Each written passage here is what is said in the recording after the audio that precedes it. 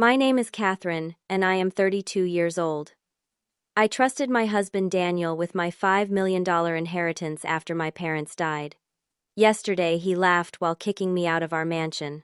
"Thanks for the inheritance, darling. I needed it to build my startup. Now get out, my new girlfriend needs space." I smiled and left quietly. What Daniel did not know was that before he emptied my account, I had already taken precautions. If you are curious about how I turned the tables on my greedy ex-husband, like and subscribe right now and let me know in the comments where you are watching from. This revenge story is just getting started. I grew up in a family that valued hard work and determination. My parents were self-made entrepreneurs who built a successful real estate business from scratch. My father started with a single property investment when he was just 25, and my mother joined him after they married. Together, they expanded across 3 states, developing luxury residential properties that became their signature brand. They taught me the value of integrity in business, always emphasizing that sustainable success comes from honest dealings and genuine relationships. With their guidance, I pursued education in business and finance at Cornell University, graduating with honors. My plan was always to eventually join the family business, but my parents encouraged me to gain outside experience first. I worked for a prestigious financial consulting firm in New York for 3 years, learning everything I could about investment strategies and business operations. It was at a charity gala 5 years ago that I first met Daniel. The event was raising funds for educational programs in underprivileged communities, a cause my family had supported for years. Daniel was charming and impossibly handsome in his tailored suit, working the room with natural charisma. When our eyes met across the crowded ballroom, something electric passed between us. Later that evening, he approached me at the bar and introduced himself. "I have been watching you all night," he said with a confident smile. "You are the only person here who seems genuinely interested in the cause rather than just being seen." His observation surprised me. "These children deserve the same opportunities we had," I replied. "Education changed my family's trajectory." We talked for hours that night. Daniel told me about his ambitious dreams of launching a tech company that would revolutionize how small businesses operate. His eyes lit up as he described his vision, and I found his passion infectious. Unlike other men I had dated who seemed intimidated by my business background, Daniel engaged with my ideas and valued my insights. Our romance progressed quickly. Weekend getaways to the coast, surprise dinner reservations at exclusive restaurants, and thoughtful gifts became routine. Daniel remembered every detail I shared with him, from my favorite flowers to my childhood stories. 6 months into our relationship, he proposed during a private dinner on a rooftop overlooking the city. I said yes without hesitation. When I introduced Daniel to my parents, they were initially charmed by him, but I noticed my father's reserved stance. After Daniel left that evening, my father voiced his concerns. "Katherine, he seems very focused on his business ambitions," Dad said carefully. "Just make sure you know what you are signing up for. Men like that sometimes put success above everything else." I dismissed his concerns as overprotective fatherly instinct. "He includes me in his dreams, Dad. We are building a future together." My mother was more diplomatic but echoed similar sentiments. "Just take your time, sweetheart. There is no rush." But I was in love and convinced Daniel was my perfect match. We planned a spring wedding, intimate but elegant, at my parents' estate. The future looked bright and full of promise. Then tragedy struck. Just 2 months after our wedding, my parents were killed in a car accident while returning from a business trip. Their driver lost control on a rain-slicked highway, and they died instantly. The news shattered my world. In an instant, I lost not only my parents but my mentors and best friends. The following months passed in a blur of grief. I barely remember the funeral or the countless condolence calls. Daniel took care of everything from the funeral arrangements to dealing with the initial estate matters. He held me through nights of endless tears and reminded me to eat when I forgot. His strength became my anchor in a storm of loss. When the estate was settled, I inherited $5 million along with the family business. In my fragile emotional state, running the company felt overwhelming. Daniel suggested bringing in a management team temporarily while I grieved. It seemed like a sensible solution at the time. As weeks turned into months, I noticed Daniel taking an increasing interest in my inheritance. He began presenting detailed proposals for investing in his startup idea, showing me impressive projections and market analyses. Your parents would want your money working for you, not sitting in an account, he reasoned. This could be our legacy together, something we build that honors their memory. Looking back, I should have recognized how his language shifted from my inheritance to our opportunity. But grief had clouded my judgment, and Daniel's unwavering support during my darkest hours had earned my complete trust. Little did I know that this trust would become the weapon he would use to destroy me. The first 2 years of our marriage seemed like a dream. We purchased a beautiful mansion in an exclusive neighborhood complete with a pool, home theater, and expansive gardens. Daniel surprised me with thoughtful anniversaries and birthday celebrations. To the outside world, we appeared to be the perfect couple, young and successful with unlimited potential. I supported Daniel as he quit his corporate job to focus full-time on developing his tech startup. The concept was brilliant, a comprehensive platform that would help small businesses streamline their operations from inventory management to customer relationship systems. With my background in finance, I offered to help with the business planning and investment strategy. Let me handle the business side, Daniel insisted. You are still processing your grief. Focus on healing and I will build this for us. His concern seemed genuine, so I agreed. Initially, I spent my days redesigning our home, joining charity boards, and trying to fill the void my parents left. Daniel worked long hours but always made time for dinner together, sharing exciting developments about his company. Around our second anniversary, I began noticing subtle changes. Daniel started coming home later, often past midnight. When I expressed concern, he became defensive. Do you think building a company from scratch happens on a 9-to-5 schedule? He snapped one night. I am doing this for us. The warmth in his eyes that had once made me feel cherished began to cool. Our conversations shifted from shared dreams to his business plans. My input was increasingly dismissed as uninformed or naive. The tech industry moves fast, Katherine. What worked in your parents' real estate business does not apply here. My best friend Lauren noticed the change in our dynamic during a lunch date. You seem different, she observed. Is everything okay with Daniel? I brushed off her concern. He is just stressed about the startup. Once they secure more funding, things will calm down. Lauren looked unconvinced. Just remember that partnership means equal respect even during stressful times. Her words stayed with me, especially as Daniel began exerting more control over our finances. He suggested consolidating our accounts for simplicity, placing himself as the primary account holder. When quarterly statements from the family business arrived, he offered to review them first to spare me the stress. 6 months into his startup venture, Daniel approached me with an extensive presentation about investing my inheritance in his company. We need significant capital to scale quickly, he explained, showing me colorful charts projecting exponential growth. With $5 million, we could accelerate development and beat competitors to market. The return on investment could double or triple your initial capital within 5 years. I hesitated. That is my entire inheritance, Daniel. My parents worked their whole lives for that money. And what better way to honor them than by growing it, he countered. Would they want it sitting in an account depreciating or funding something revolutionary? After weeks of similar conversations, I reluctantly agreed to invest $3 million initially, with the remaining $2 million to follow based on performance metrics. Daniel was elated, embracing me with the warmth I had been missing. You will not regret this, he promised. I will make you proud. The funds transfer marked a turning point in our relationship. Daniel became increasingly secretive about business operations despite my requests for updates. When I asked about attending investor meetings, he discouraged it. Investors get nervous when spouses appear too involved, he claimed. It suggests instability in leadership. Meanwhile, my social circle began shrinking. Daniel subtly criticized my friends, particularly Lauren. She seems jealous of our success, he remarked after she visited. Did you notice how she kept asking about our finances? That is inappropriate.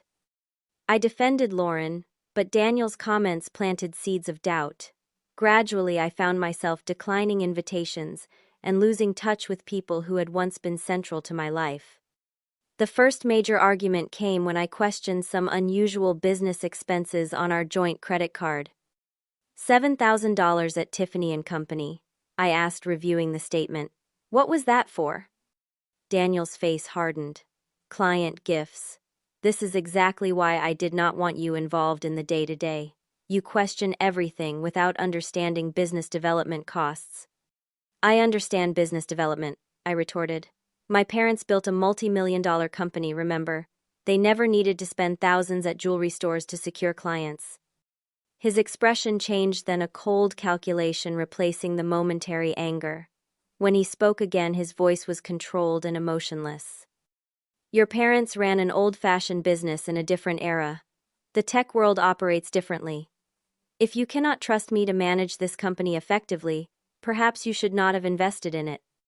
That night marked the first time I felt truly afraid of the man I had married.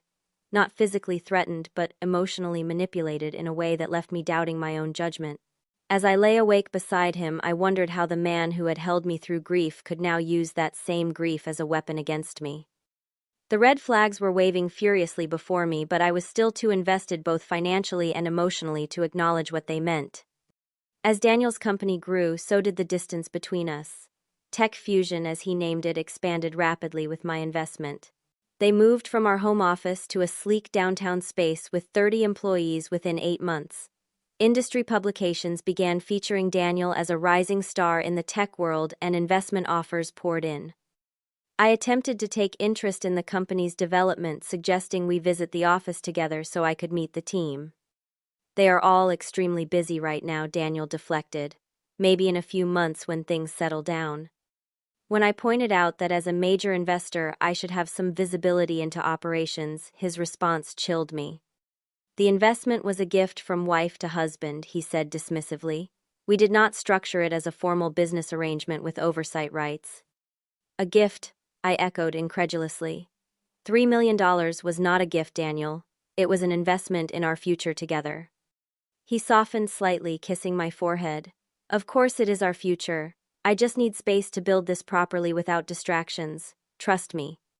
Trust became increasingly difficult as Daniel's behavior grew more suspicious. One evening, while he showered, his phone repeatedly buzzed with text notifications. Normally, I would never check his messages, but something in my gut pushed me to look. The texts were from someone saved as Tiffany M. The preview showed "Miss you. Cannot wait to see you tomorrow. Wear the blue tie I bought you." My hands trembled as I set the phone down. When Daniel emerged from the bathroom, I confronted him directly. Who is Tiffany M? His face registered surprise before quickly composing itself. My new marketing executive. We have an important client meeting tomorrow. Do all your executives buy you ties and tell you they miss you? Daniel laughed, but it did not reach his eyes. She is enthusiastic. Young talent often blurs professional boundaries. I will speak to her about appropriate communication.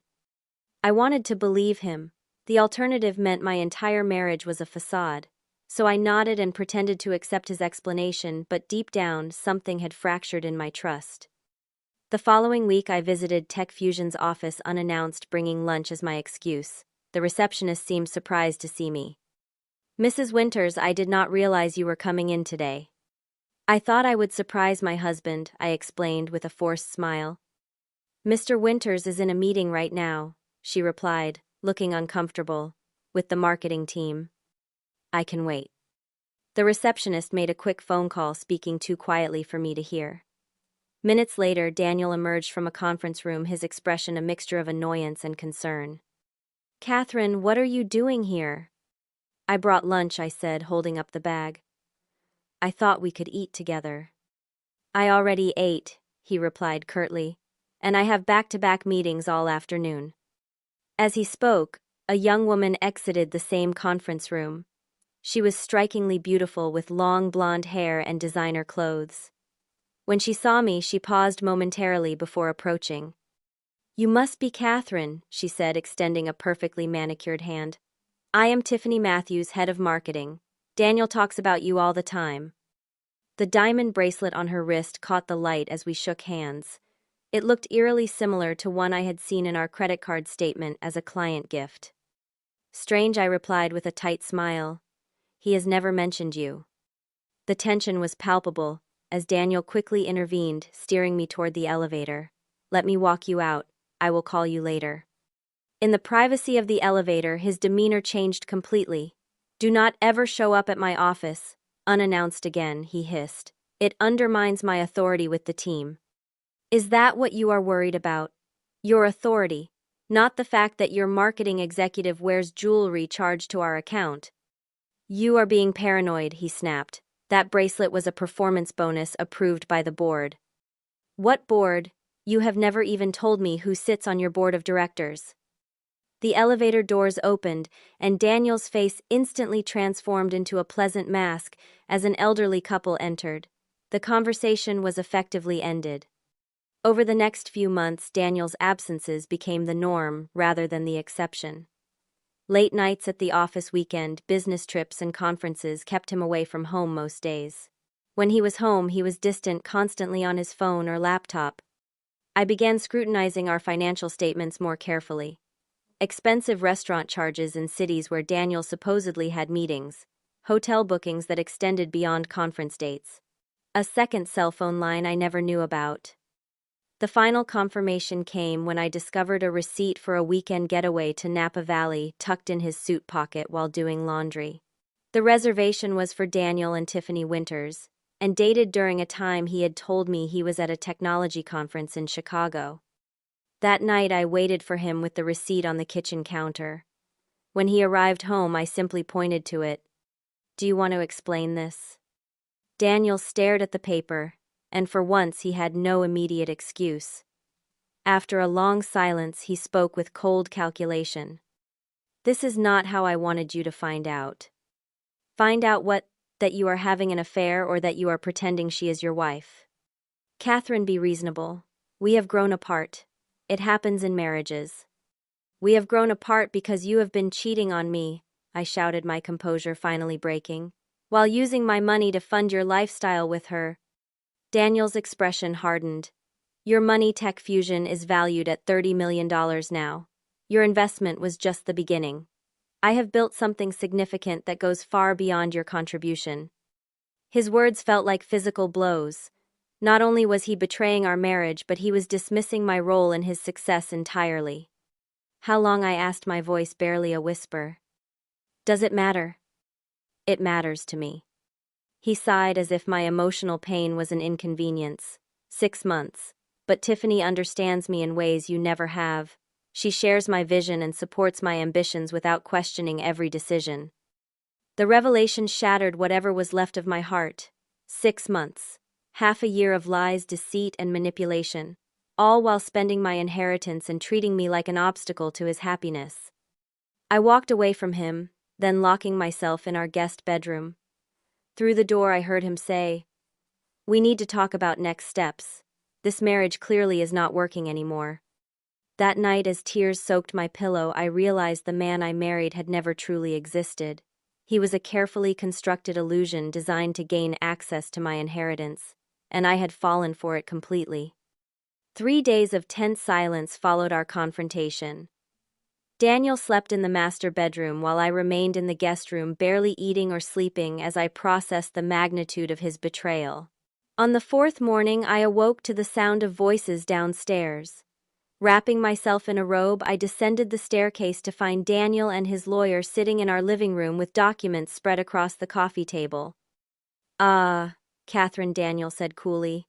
Good timing. We need to discuss the divorce. I stood frozen on the last step, unprepared for this ambush. You brought your lawyer to our home without telling me. I thought it would be more comfortable than meeting at an office, he replied. Richard here has drafted a reasonable separation agreement based on our prenuptial contract. The lawyer, a balding man with calculating eyes, barely acknowledged me before launching into his explanation. Mrs. Winters, given the terms of your prenuptial agreement, the proposed settlement is quite generous. Mr. Winters is offering you the vacation property in Maine and a one-time payment of $500,000. Generous, I echoed in disbelief. I invested $3 million in his company. Daniel interjected smoothly. That money was transferred without formal investment documentation. Legally, it was a gift from you to me, during our marriage. A gift. My voice rose with indignation. You specifically presented it as an investment with projected returns. Do you have that in writing? Richard asked with a thin smile. Of course I did not. Daniel had always insisted that formal contracts would create unnecessary tension in our marriage. Now I understood why. This is theft, I stated flatly. Daniel's expression hardened. This is business, Katherine. I built Tech Fusion into what it is today through my vision and leadership. Yes, your capital helped at the beginning, but the company's current valuation reflects my work, not your money. Our prenuptial agreement is clear, Richard added. Assets acquired or appreciating during the marriage remain with the party who developed or managed them. The prenup. Another document I had signed during the height of our romance when Daniel had framed it as just a formality that all modern couples have.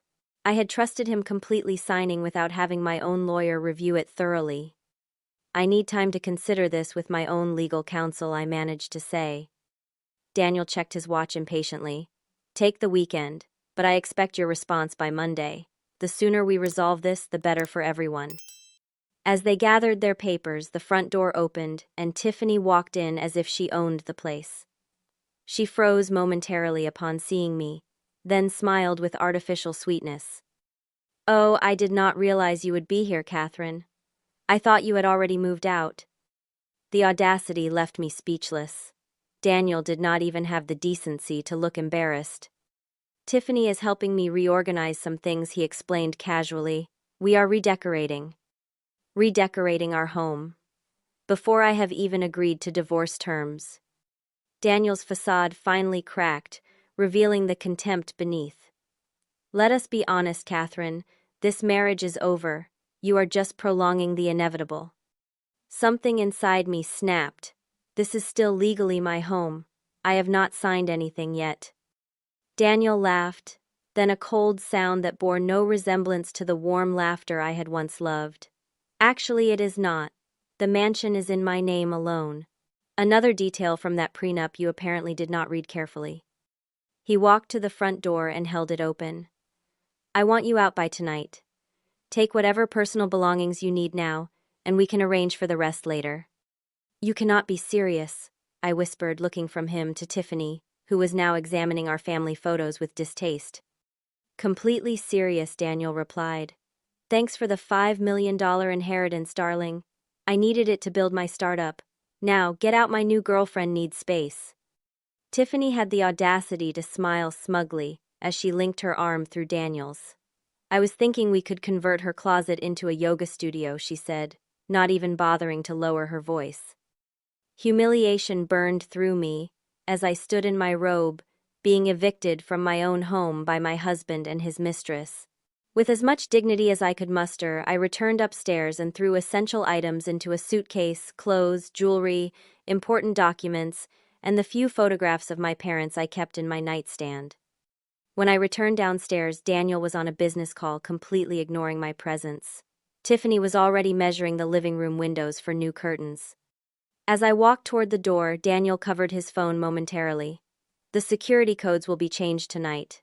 Leave your keys on the table. I placed the keys down silently, then turned to face him one last time. Despite the rage and pain coursing through me, I managed a small, knowing smile before walking out. That smile clearly unsettled him as he frowned slightly before returning to his call. In my car parked at the end of our long driveway, the full weight of what had happened crashed over me. I sobbed uncontrollably, my forehead pressed against the steering wheel.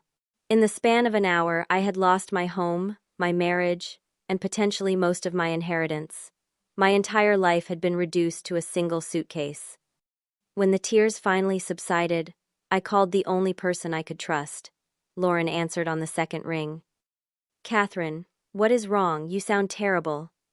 Through broken sentences, I explained what had happened. Her immediate response was both comforting and practical. Come to my apartment right now. You are staying with me until we figure this out. Lauren's modest 2-bedroom apartment became my refuge. She cleared space in her closet, gave me her spare key, and stocked the refrigerator with my favorite comfort foods. That first night we sat on her couch drinking wine as I poured out the full story of Daniel's betrayal. I feel so stupid, I confessed. All the signs were there and I ignored them. Stop that, Lauren said firmly.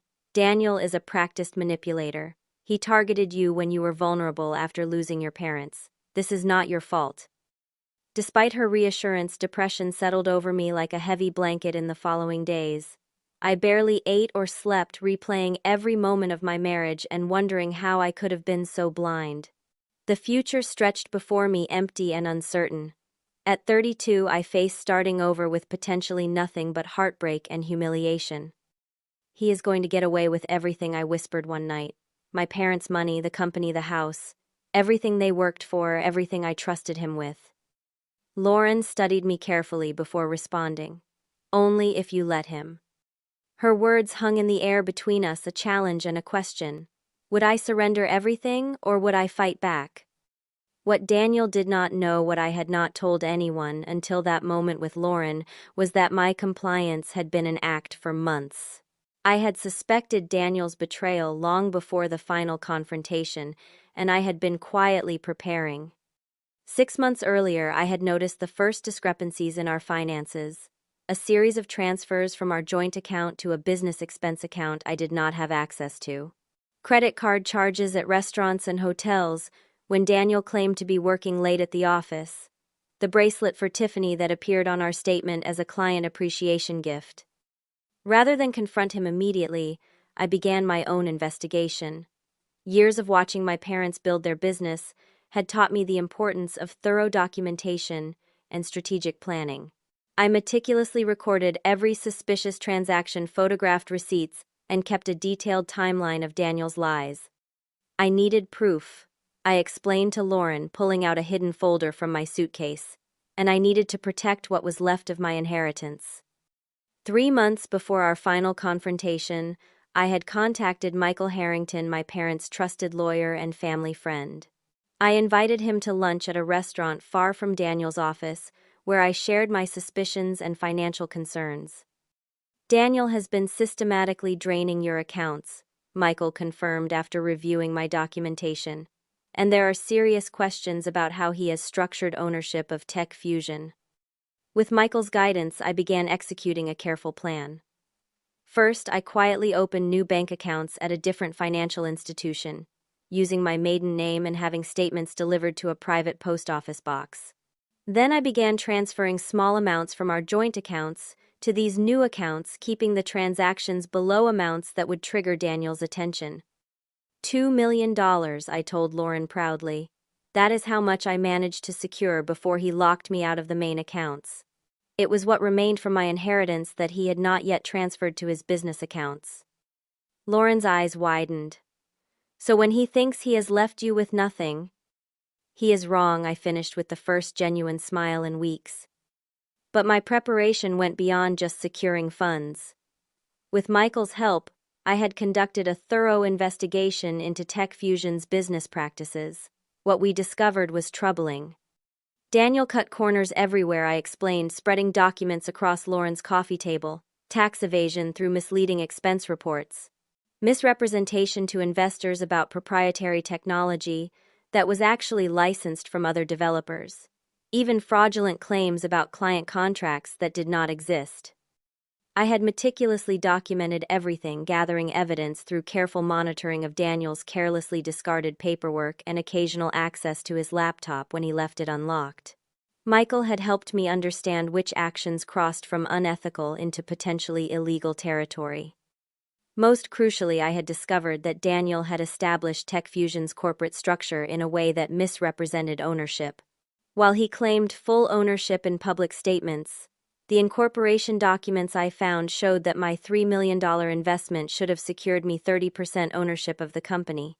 Daniel had deliberately obscured this by creating shell companies and manipulating paperwork. He thought I was too grieving and trusting to verify anything I said bitterly. My investigation had also led me to connect with several key players in Tech Fusion's business ecosystem. Through carefully orchestrated accidental meetings at industry events Daniel did not know I attended, I had introduced myself to 3 of his largest investors. I presented myself as the supportive wife interested in understanding my husband's business better. I explained to Lauren. They had no idea Daniel had kept me completely in the dark. These meetings allowed me to establish relationships that would prove invaluable. I learned about promises Daniel had made to investors and discrepancies between what he told them and what company documents actually showed. Perhaps most significantly, 2 months before our marriage imploded, I had secretly incorporated my own technology company, Phoenix Digital Solutions. Using my business education and insights gleaned from watching Tech Fusion's development, I created a business plan that would directly compete with Daniel's company, but with crucial improvements. His platform has critical flaws he has ignored, I explained. Security vulnerabilities and user experience problems that clients have complained about. My platform addresses all of these issues with a more elegant solution. With the $2 million I had secured, I had already begun development with a small team of talented programmers who had grown disillusioned with Daniel's leadership and quietly defected to my startup. They worked remotely, maintaining their positions at Tech Fusion while developing my platform after hours, giving me insider knowledge of ongoing issues. "You have been busy," Lauren observed with newfound respect. "I learned from my parents that business requires both passion and protection," I replied. Daniel thought I was just a naive heiress he could manipulate. He never bothered to understand that I grew up watching master strategists build an empire. The final piece of my preparation had been emotional. While presenting a facade of ignorance to Daniel, I had been seeing a therapist to process my grief over the failing marriage and strengthen my resolve for what was to come. The hardest part was pretending everything was normal, I admitted. Smiling at him over dinner while knowing he had spent the afternoon with Tiffany. Kissing him goodbye while knowing he was stealing from me. Lauren squeezed my hand. That took incredible strength. I shook my head. It took survival instinct. I knew that if I showed my hand too early, Daniel would move even faster to clean out our accounts and lock me out completely. Now, sitting in Lauren's apartment after being thrown out of my home, I was finally ready to implement the next phase of my plan. I picked up my phone and called Michael. "Daniel made his move," I said when he answered. "It is time for us to make ours." Michael's response was immediate and reassuring. "The team is ready. We will file first thing Monday morning." As I ended the call, Lauren looked at me with a mixture of awe and concern. "Are you ready for what comes next? Daniel will fight dirty when he realizes what you have done." I straightened my shoulders, feeling a strength that had been building inside me for months. Daniel thinks he married a grieving, trusting heiress he could manipulate and discard. He is about to discover he actually married a businesswoman who learned from the best. For the first time since being thrown out of my home, I slept soundly that night. The path ahead would be challenging and ugly, but I was no longer the victim in this story. I had transformed my pain into purpose, my betrayal into battle plans. Daniel believed he had won. He had no idea the war was just beginning. The Monday after my eviction, while Daniel presumably expected me to be calling about his settlement offer, I was instead sitting in Michael's office as he filed 3 separate legal actions, a divorce petition that challenged the Blangs filed an action. Validity of our prenuptial agreement due to material misrepresentation, a civil suit regarding my ownership stake in Tech Fusion, and a formal complaint to the Securities and Exchange Commission regarding Daniel's fraudulent practices with investors. "The element of surprise is our greatest advantage," Michael explained, as his assistant rushed the paperwork to the courthouse. "Daniel thinks you are broken and defeated." By Wednesday morning, Daniel's carefully constructed world began to crumble. I watched from Lauren's apartment as financial news outlets picked up the story of potential securities fraud at Tech Fusion. Michael had strategically leaked information to a journalist known for investigating tech industry improprieties. Tech Fusion CEO Daniel Winters faces investor lawsuit and SEC scrutiny, read the headline on Business Insider's website. The article detailed allegations of misrepresentation to investors and questionable financial practices, careful to present them as unproven allegations, but damaging nonetheless. Daniel's frantic call came within hours. "What the hell have you done?" he demanded when I answered. "I have no idea what you are talking about," I replied calmly. "The lawsuit, the SEC investigation, the journalists calling my office, this has your name written all over it." Does it? I thought I was just the naive wife who gifted you money without documentation. The helpless woman you threw out of her home for your girlfriend. My voice remained steady, almost pleasant. Katherine, be reasonable, he said, his tone suddenly conciliatory. Whatever issues we have should be handled privately, not by destroying a successful company. I agree completely. That is why I suggested mediation months ago when I first suspected your affair. You chose escalation by ambushing me with your lawyer and evicting me from our home. His breathing changed, becoming more controlled. Daniel was recalculating, trying to find leverage. The prenup is ironclad. This vindictive tantrum will not get you a better settlement. This is not about a settlement, Daniel. This is about accountability. I ended the call despite his protests, then turned to Lauren and Michael, who had been listening on speakerphone. Phase 1 complete. He is rattled but still confident. The next stage of my plan involved Tech Fusion's investors. Using the connections I had carefully cultivated, I arranged individual meetings with the 3 largest backers. Rather than appearing desperate or vengeful, I presented myself as a concerned financial stakeholder with significant documentation of troubling business practices. I wanted to bring this information directly to you before making any decisions about next steps. I told Elizabeth Morton, whose venture capital firm had invested $12 million in Tech Fusion's last funding round. Elizabeth reviewed my documentation with growing concern. These discrepancies in client contracts and revenue projections are serious, she noted. If accurate, they constitute material misrepresentation. I have verified everything multiple times, I assured her. My goal is not to destroy the company, but to ensure proper governance and transparency. By the end of our meeting, Elizabeth had agreed to initiate an independent audit of Tech Fusion's finances and operations. Similar meetings with the other major investors yielded the same result: external scrutiny that Daniel could not control or deflect. The effect on Tech Fusion was immediate and devastating. The company's pending funding round was put on hold. Potential acquisition talks were suspended. The stock valuation for private shareholders began to plummet as rumors circulated through the industry. Meanwhile, Phoenix Digital Solutions was quietly gaining momentum. With my $2 million investment, we had developed a competing platform that addressed the security and user experience issues plaguing Tech Fusion's product. I reached out to several of Daniel's dissatisfied clients, offering them free trials of our solution. The difference is remarkable, commented the CTO of a mid-size retail chain who had been frustrated with Tech Fusion's platform. Your system actually delivers on the promises Tech Fusion made but never fulfilled. 3 weeks into our counter-offensive, the IRS announced an audit of Tech Fusion following anonymous tips about tax irregularities. The SEC investigation had expanded to include interviews with company executives. Daniel's carefully constructed empire was under siege from multiple directions. As pressure mounted, Daniel's personal life began to unravel as well. Tiffany, who had smugly measured for curtains in my home, disappeared from his side as soon as the company's troubles became public. Lauren's friend, who worked at an exclusive restaurant, reported seeing Tiffany dining with a different tech executive, apparently wasting no time in finding a new benefactor. The final blow came when Daniel's lawyer Richard withdrew from representing him after discovering evidence that Daniel had withheld critical information about company finances.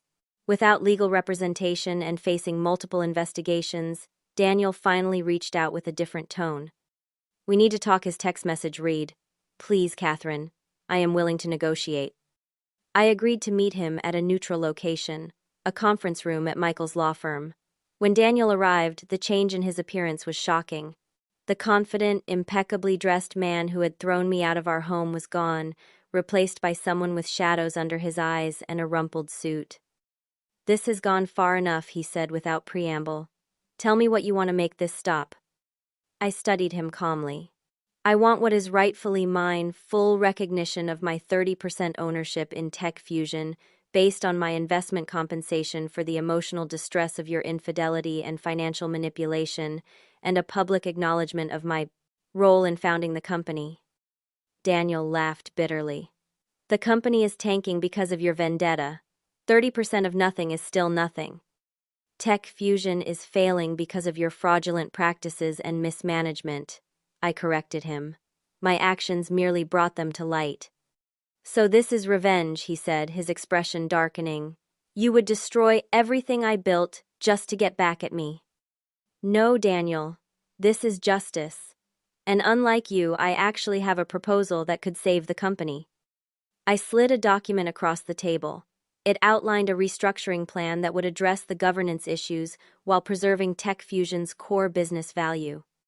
You resign as CEO but remain as Chief Innovation Officer, focusing on product development without financial control. I step in as interim CEO to stabilize operations and restore investor confidence. We bring in an independent board of directors and implement proper financial controls. Daniel skimmed the document, his expression unreadable. And the divorce. Fair division of assets based on actual contributions, not your manipulated prenup. I keep the house, you keep your car collection and vacation properties. He was silent for a long moment. And if I refuse? Then the investigations continue. The lawsuits proceed, and I focus exclusively on growing Phoenix Digital while Tech Fusion collapses under regulatory scrutiny. Recognition dawned in his eyes. Phoenix Digital, the new competitor everyone is talking about. That is you. I smiled without warmth. I learned a great deal watching you build Tech Fusion, including what not to do. Daniel stared at me as if seeing me for the first time. The woman before him was not the grieving, trusting wife he had manipulated, but a formidable business adversary who had outmaneuvered him at every turn. When did you become this person? He asked quietly. I was always this person, Daniel. You were just too narcissistic to notice. You saw what you wanted to see, a means to an end, a source of capital, a convenient wife to discard when something better came along. As our meeting concluded without a firm agreement, Daniel paused at the door. For what it is worth, I did love you once. I met his gaze steadily. No, Daniel, you loved what I could give you. There is a difference. As he walked away, shoulders slumped in defeat, I felt no satisfaction or triumph, only a calm certainty that justice was finally being served. 6 months after my confrontation with Daniel, I stood in the gleaming headquarters of Phoenix Digital Solutions, watching our team celebrate securing our 20th major client. The company had grown from my secret backup plan to a thriving enterprise valued at $15 million in its first year of operation. Tech Fusion, meanwhile, had undergone a complete restructuring. Daniel had eventually accepted my terms, rather than face criminal charges. He stepped down as CEO but remained involved in product development under strict supervision. The board was reconstituted with independent directors and proper financial controls were implemented. As the largest individual shareholder after the restructuring, I had significant input on major decisions, but chose not to involve myself in day-to-day operations. Instead, I focused on building Phoenix Digital into the company Tech Fusion should have been ethical, transparent, and truly innovative. The final court proceedings for our divorce concluded with a settlement that recognized my significant contribution to Daniel's business success. I received the mansion, which I promptly sold, using part of the proceeds to purchase a comfortable but modest home near Lauren's neighborhood. The remaining funds were invested in a foundation I established to support financial literacy for women recovering from economic abuse. Daniel and Tiffany's relationship had ended predictably. Once the money and prestige evaporated, so did her interest. Last I heard, she had moved on to a real estate developer with a penchant for younger women and a blind spot for gold diggers. Daniel himself had begun dating one of the customer service representatives at Tech Fusion, a relationship that seemed more genuine than what we had shared. You look contemplative today, Lauren observed as she joined me on the office balcony overlooking the city. Now my company's chief operating officer, Lauren, had proven to be an exceptional business partner and remained my closest friend. Just reflecting on how much has changed in a year, I replied. Sometimes I barely recognize my life. For the better, though, she pointed out. I nodded in agreement. The journey had been painful but transformative. The devastation of Daniel's betrayal had forced me to rediscover strengths I had forgotten I possessed. My healing journey had been neither quick nor linear. Even after securing legal victories and business success, I struggled with trust issues and occasional bouts of depression. With the encouragement of Lauren and Michael, I had continued therapy, gradually processing the trauma of Daniel's betrayal. The hardest part was forgiving myself. I admitted to my therapist during one particularly breakthrough session, not for trusting Daniel initially, but for staying when the red flags appeared. Healing is not about erasing the past, she reminded me. It is about integrating it into your story in a way that empowers rather than diminishes you. Those words became my mantra as I rebuilt my life. I reconnected with friends Daniel had isolated me from, rediscovered hobbies I had abandoned, and gradually opened myself to the possibility of new relationships, though I remained happily single for now. The foundation I established, Phoenix Rising, quickly became my passion project alongside the technology company. Working with victims of financial abuse gave purpose to my pain and transformed my personal tragedy into a force for positive change. We provided not only educational resources, but also emergency grants and legal assistance to women trapped in financially controlling relationships. At our first annual fundraising gala, I shared my story publicly for the first time. Standing before a room of donors, supporters, and survivors, I recounted my journey from inherited wealth to manipulation, from devastation to reclamation. Financial abuse thrives in silence and shame, I told the audience. By sharing our stories, we break that silence. By supporting each other, we overcome the shame. And by creating resources for those still trapped, we build pathways to freedom. The foundation's work brought me full circle to my parents' legacy. They had built their business with integrity and purpose, values Daniel had mocked as outdated. Now I understood their wisdom more deeply than ever before. Sustainable success came not from cutting corners or manipulating others, but from creating genuine value while maintaining your principles. On the first anniversary of my eviction from the mansion, I visited my parents' graves with fresh flowers and a heart full of complex emotions. "I think you would be proud of where I am now," I said quietly as I arranged the bouquet. "Not of the money or the successful company, but of the person I have become through this challenge. I found strength I never knew I had, and purpose in helping others avoid what happened to me." The vibration of my phone interrupted my reverie. It was Michael with news about Daniel. The restructured tech fusion had received an acquisition offer from a major tech corporation. If approved, the deal would value my shares at nearly twice my original investment. "Ironic is not it," I remarked to Lauren when I shared the news. "Daniel might actually fulfill his promise about tripling my investment after all, just not in the way he intended." "What will you do with the proceeds?" she asked. "Expand the foundation's reach, fund more legal advocacy for financial abuse victims, and maybe take that world tour we have been talking about." I smiled. Life is too short to postpone joy. As the sun set over the city, I reflected on the profound lessons of the past 2 years. I had learned that true strength often emerges only when we are broken open by circumstances beyond our control. I had discovered that justice does not always look like punishment, but sometimes like transformation and transcendence. Most importantly, I had found that the best revenge against someone who tried to diminish you is not to destroy them, but to flourish so completely that their actions become merely a chapter in your story, not the defining moment of your life. To think Daniel believed he was destroying me when he threw me out of our house, I mused. He had no idea he was actually setting me free. Lauren raised her coffee mug in a toast to unexpected liberations and the strength we never knew we had. I clinked my mug against hers, feeling gratitude wash over me. For my parents who taught me resilience. For friends like Lauren who stood by me in my darkest hours. For advisors like Michael who helped me fight strategically rather than emotionally. And even in a strange way for Daniel, whose betrayal had forced me to become the woman I was always meant to be. "What do you think your parents would say if they could see you now?" Lauren asked.